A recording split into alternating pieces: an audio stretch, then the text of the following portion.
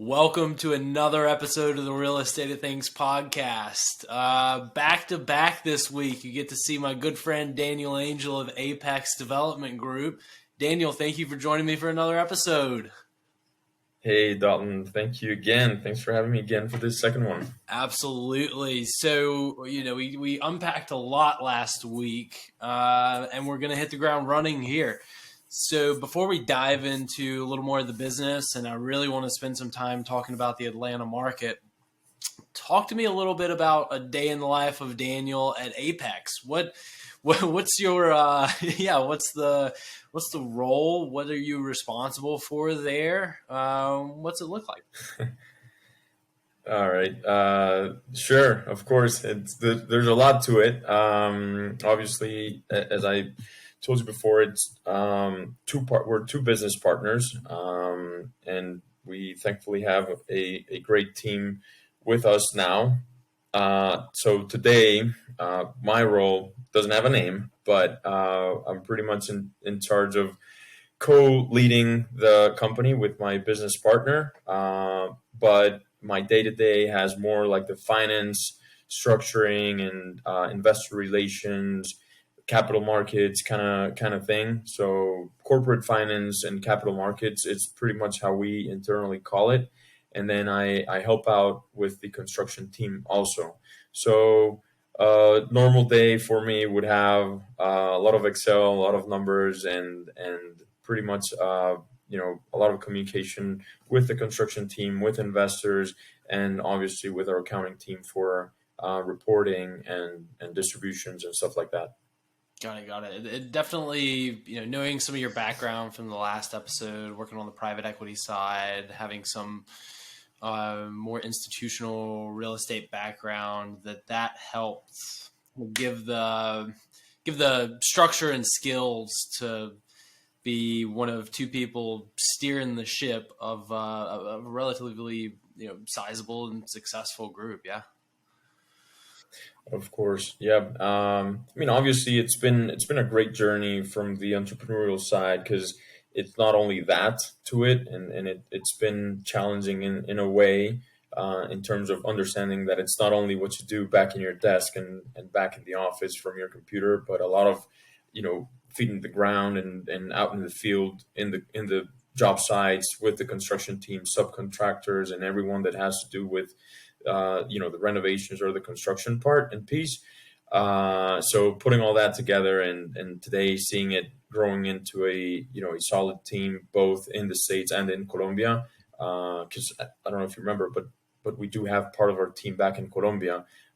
Seeing how that all gets together and all the pieces getting together, it's been awesome. Yeah, I do remember you mentioning that, and I'm glad you brought it up. What's the split between the team in the United States and the team in Colombia?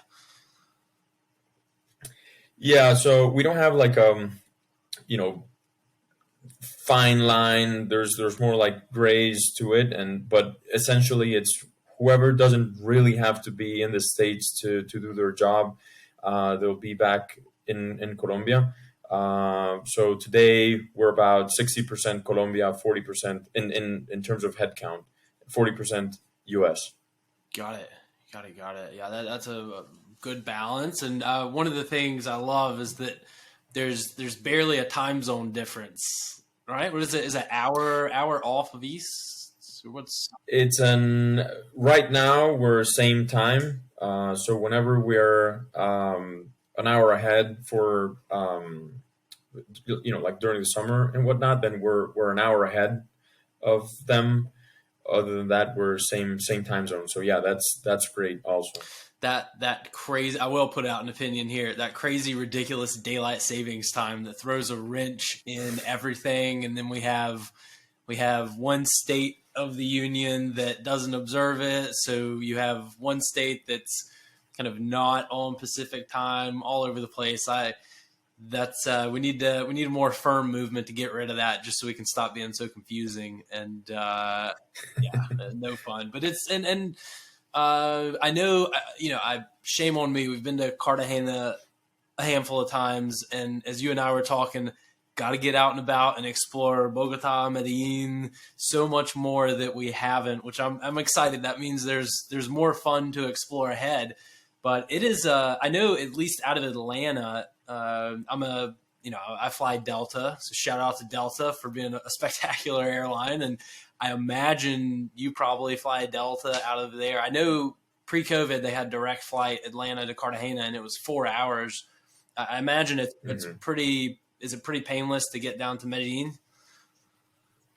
Yeah, so unfortunately, Delta shut down the direct flight from Atlanta to Medellin, which they used to have. They still have the Atlanta Cartagena, but I mean, there's other ways you can fly, via Miami or via Panama pretty easily to Medellin. Also, there's an Atlanta Bogota also direct flight, but essentially it's no more than 5 hours. It's pretty close, Yeah, it's nice. It's closer than I thought it was before I went there the first time. And you're used to of course. European trips where best case you're 8 hours on a flight overnight and massive time zone difference. And it's so nice to be able to shoot down to Colombia in 4 or 5 hours with, depending on the time of the year, no time zone difference or an hour difference.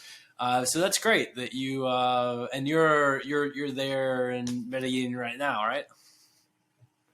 Yeah, absolutely. Yeah, I'm here spending some time with family and friends for the holidays. Beautiful, beautiful, beautiful. I love it. So let me pick your brain a little more. We talked about your move from, which is a natural move, I think, for a lot of folks in the real estate world.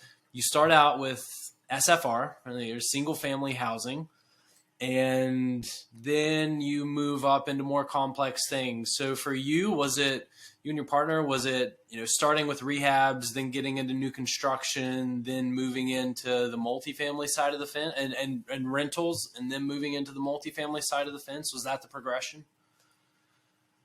Yeah, but the new construction part. So we've only done renovation, and we did straight flipping originally. So buying, renovating, selling.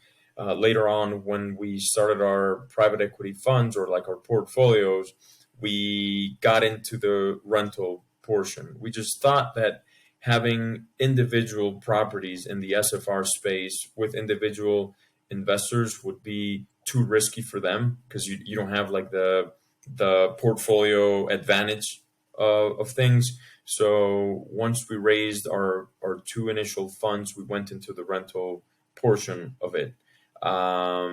We built and stabilized a couple rental portfolios, which we are currently offloading.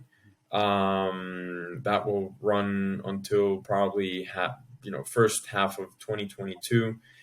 But then starting 2020, after a great opportunity that I had, I worked for a multifamily firm, a well-known multifamily firm in Atlanta for some time.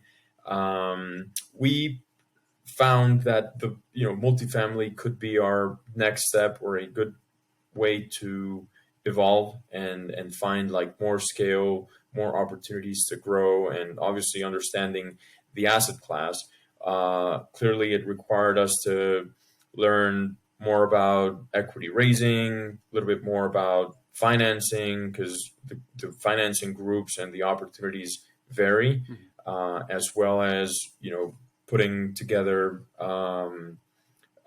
packages for acquisitions and learning who the brokers are, a lot more about the market. And we did all that part early 2020 through, I guess, Q3 of 2020, and then we finally were able to acquire our first multifamily in August 2020. Okay, that's great. And going forward, multifamily is your big focus, right? You're really transitioning away from the single family side of the business and really focusing on growing that multifamily. Is that right? Correct. That's where we're focusing. There's, a few reasons for that. Some of them being, you know, and I think none of these will be new to you or to anyone else that's either an SFR or multifamily. But having a portfolio spread out throughout the city or throughout a metro area regardless of how condensed you manage to keep it, it's still harder to do than having a multifamily.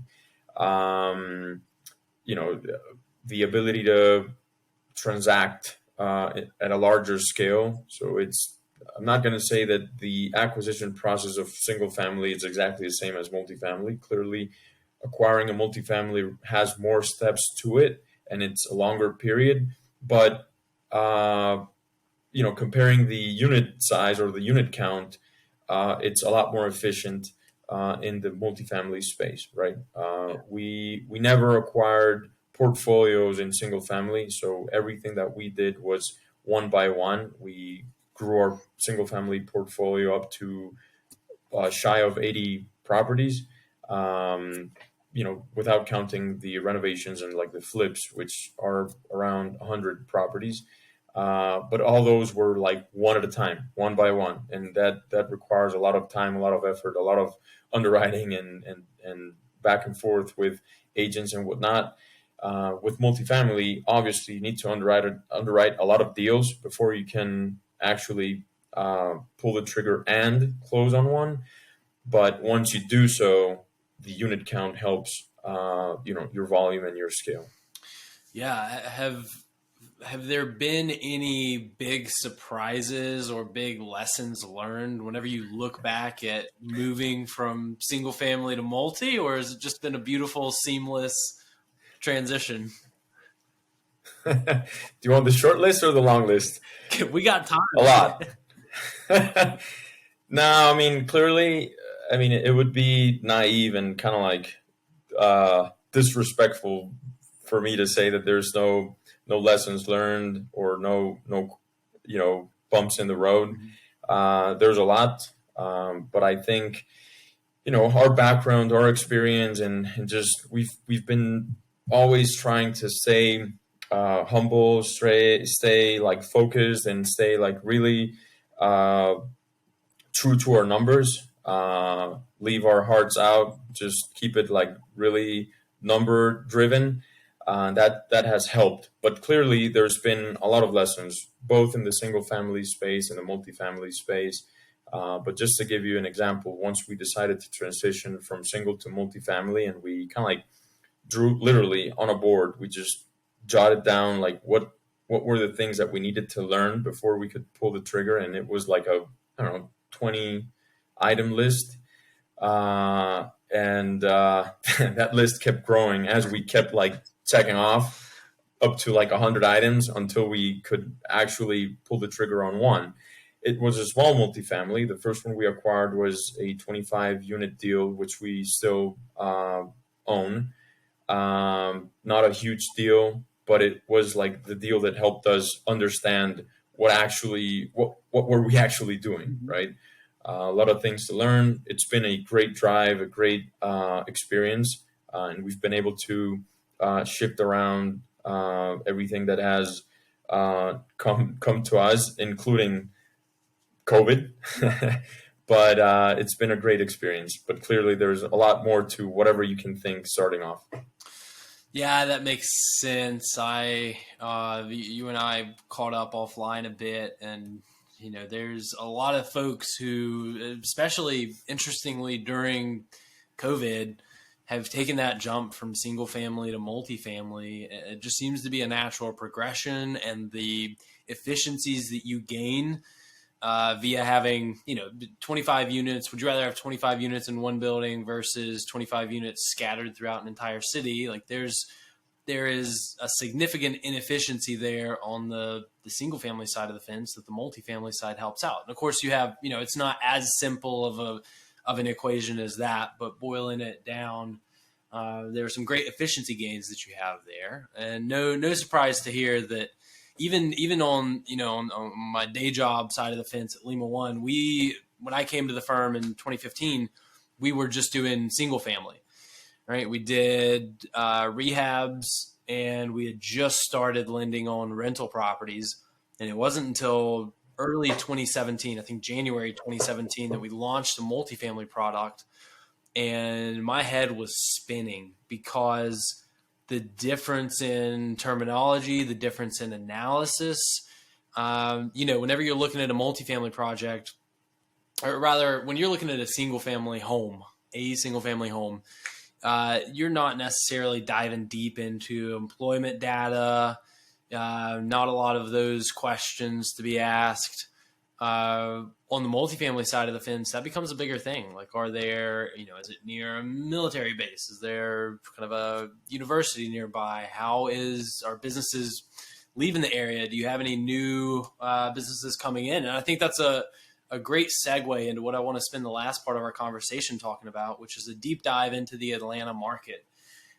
Stealing some of this from your deck and not a pure off the top of the head knowledge, but Atlanta, it's top 10 in largest economies in the U.S. It's one of the largest economies in the world in and of itself, right? You have almost six-figure net migration into the state, into kind of the Atlanta metro a year. You have really business-friendly, kind of the Hollywood of the East, and really becoming Hollywood 2.0. Right. You look at, I'm shocked, used to be shocked, but now it's like a routine thing. All the Marvel movies are made there. The Walking Dead was made there. Like, you go down the list of movies, Atlanta has just set themselves up for incredible growth around an industry that otherwise wasn't really present in Atlanta, not really present in the Southeast. And then you have, keep on going down the list. You have my favorite airport in the world. My mom hates it, but I love it. It's incredibly efficient. Hartsfield Jackson, piece of cake. Favorite airport food in the world. And then you go down the list. You have Salesforce there. You have Amazon and Microsoft continuing to make pretty big investments there. So Atlanta ticks the box on booming growth from an employment standpoint, from a people standpoint. And you can see this is going to be sustained growth. It's really the tip of the iceberg that we're at right now. And it's super exciting. I'm 2.5 hours away from Atlanta, but I have a lot of close friends and colleagues who are in Atlanta, live, work, invest in Atlanta. And, how would you sum up the Atlanta metro market right now? And what are you kind of reading the tea leaves on down the road? What's hot? Is there anything that's going to cool off? Just give me your rundown of Atlanta. Of course, and I think you've mentioned a few key parts to our analysis also. I had the opportunity to live in Atlanta before the big crash. So I lived while I was going to school from '02 to '06.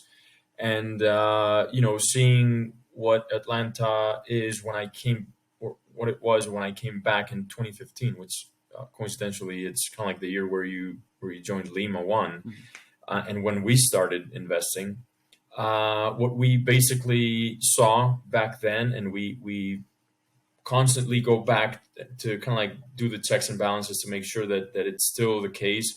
We feel that post the big crash, Atlanta has been doing a very good job at attracting different kind of industries. Right? Originally, you would see 3, 4, 5 big companies, and then like very industrial driven company, blue collar, and pretty much that was it to Atlanta.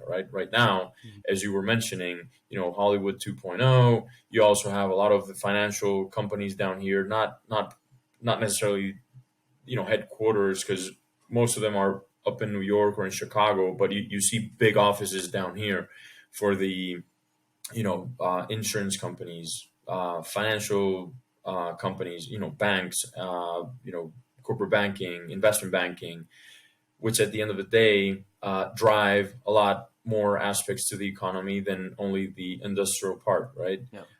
So once you start seeing that different types of industries come into into the area, or into the city in this case, we feel that it makes that base or those fundamentals a lot more solid, right? And one of our drivers have been, let's stay at least for a few years in one single market. That's where we live also, thankfully. and let's make sure it's a primary market. In a primary market, you have a lot more levers to move around to work with whatever assets you have or you own, rather than going to a secondary or tertiary market where things get a little bit more lean, right? So that's like our analysis goes back there, and then just to continue with our analysis with Atlanta, we just feel, having a yearly 90 to 100,000 people coming in, different industries, the expansion, construction, you just feel everything like actually happening. So we just feel very comfortable with those fundamentals, and that's pretty much where we'll stick for a while. Is there a particular asset class that is kind of outperforming, or you feel like is going to outperform? Is it the multifamily side of the fence that you're most bullish on? Yeah, so I mean, for Apex, the residential market that's where we'll stick for now. We do value and believe in being specific and like specialized. Yeah. So we decided on multifamily. We feel more than outperforming because I think there's another asset or another couple asset classes that are doing really well, including like industrial, like warehouses and self storage also. But we believe in sticking to our roots and believe in like being specialized in what we know. That doesn't mean we won't look into other asset classes down the road. Probably we will, but at least for now, we want to build a solid structure around multifamily. Yeah, and just on our short conversation here about the Atlanta metro, it in my mind it is hard, having a at least a superficial, and in some, in the bigger metros, a deeper understanding of markets throughout the country, by virtue of kind of the day job at Lima. It's hard in my mind to find a market uh, maybe more attractive, and in many cases as attractive as Atlanta. There's so much going for it, and is it the growth and the industry's booming, new industry coming in. Does it feel like that was an out of left field thing, and one day you were like, "Geez, this is exploding," or has it been kind of a measured over the last 6 years? You've just felt a gradual uptick.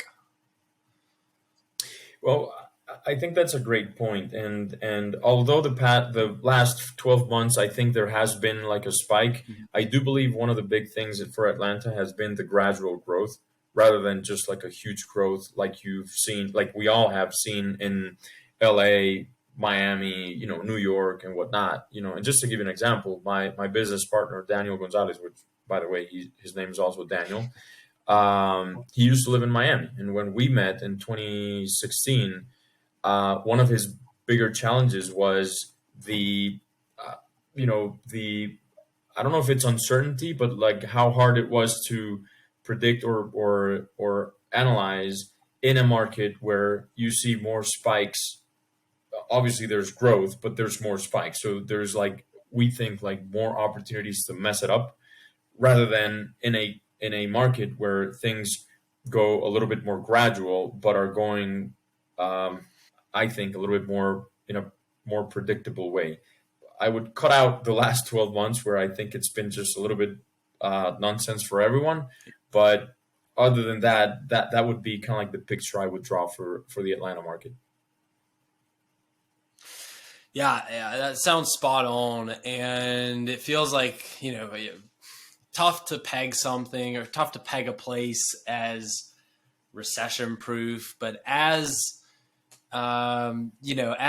stable, and you know, as it seems like you can get more confidence in that medium and long term in a market like Atlanta, like you said, because you don't have a roller coaster, you have steady growth, and that's something that personally, from an investment standpoint, is just exponentially more attractive. I know some people love the adrenaline junkie rush on the dollar standpoint. I like scuba diving. I like mountain biking. That's where I'll get my thrill. I no longer like getting my thrill gambling with the dollars on the roller On the coaster. dollars. It makes me sick. So I sleep better at night with index funds as opposed to big ups and downs. And yeah, it did. It seems like if you're gonna put your chips on a market, you would be hard pressed to do better than the beautiful Metro of Atlanta. You know? Yeah, absolutely. And nothing against, liking the roller coaster or the spikes of the market and whatnot. I mean, obviously there's investors for every type of asset and every type of investment. We just feel like targeting a little bit more conservative. I mean, sometimes it's called like the boring asset class because, in multifamily, there, it's a lot more stable and a lot easier, especially if you stay like within like the C class, B minus class, or asset class, where we tend to stay. We just feel security is better in this industry, and then it's our job to find where to add value, right? And that's where everything else that we spoke about in the first episode, tends to fall into place and make sense. Yeah. So it's my job to offer our investors a stable asset, and then also my job to add value wherever I can find it without putting a lot to risk. Yeah. No, you're right. There are all different assets to satiate all different appetites, right? And adding on layers of complexity vis-a-vis different markets. And yeah, there's something out there for everyone. And I just personally tend to favor your strategy and the strategy of Apex compared to some others. So I love it. And I'm going to end by putting you on the rack and doing a little torture question here. This may be the toughest, most unpleasant question, and I hope I don't put you in a tough spot. But knowing that I absolutely love Colombia, knowing that Medellin is high on the list whenever whenever we can get down there for the first time to Medellin. The last and perhaps most important question: what is your top restaurant recommendation in Medellin? Where do I go? Where do I go? Point me. Oh man, that's a hard one. There's a lot. I mean, as you've experienced when you went to Cartagena, there's a lot of good restaurants. Same here in Medellin. But like for Colombian food, which I believe is where your question is geared towards, I would say Ato Viejo for sure. All right, give me the pitch. Give me the 30-second pitch. I'm writing it down so I don't forget. No, that's so you spell it Hatoviejo, and you'll find like great Colombian food, like traditional food, which you'll definitely love. It's a very Pinterest ambiance, so you'll love it, I'm sure. Now, question for you is, when will you visit? I potentially Q3 ish. Maybe Nice. maybe even over the summer. We're finally getting back to the travel bug. So I had a bunch of work travel at the end of 2021, and then we have Hawaii for a wedding, a friend's wedding, which we rolled into a trip, and a couple of trips the first half of the year. So the back half of the year is looking empty and begging to be filled up with it. But I promise I will try my best to coordinate schedules with you. I would love nothing more than to break bread with you in Medellin, my friend. Oh, please, let's do it. Happy to, yeah, let's share calendars and let's try to make it happen, and welcome down here for sure. I love it. I love it. I cannot thank you enough, especially for doing 2 weeks back to back with me. It has been a blast, and we'll have to get you back on here soon for a catch up episode. Same here, Dalton. Thank you so much for you having us and having me. It's been great too, and happy to do that catch up later on. Happy to share thoughts. Thank you so much, man. Love it. Thank you, Daniel, and thanks to everyone for listening. Take care.